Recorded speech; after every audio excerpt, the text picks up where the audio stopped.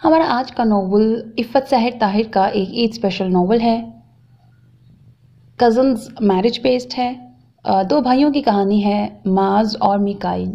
इसमें जो माज है वो मिकाइल से बड़ा होता है। दोनों स्टेप ब्रदर्स हैं। दोनों के वालिद सेम हैं लेकिन वालदा चेंज हैं।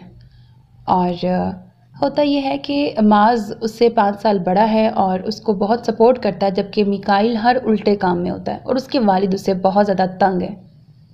इसी तरह मिकाइल को सिंगिंग का बहुत शौक़ होता है और वो ज़िद से अपनी सिंगिंग भी करता है और आज वो बहुत मशहूर सिंगर भी बन चुका है, मतलब नॉवल में।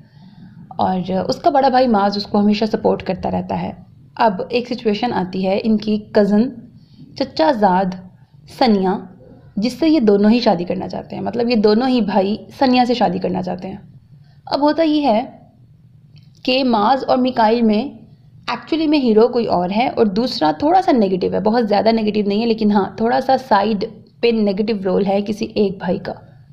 वो कौन सा वाला होगा, मिकाइल या माज, ये आपको नॉवल सुन के पता लगेगा। ऑफ कोर्स लास्ट में सनिया की किसी एक से ही शादी होगी, तो किसके साथ होगी। नॉवल की हैप्पी एंडिंग है और ईद स्पेशल है। उम्मीद है आपको नॉवल पसंद आएगा।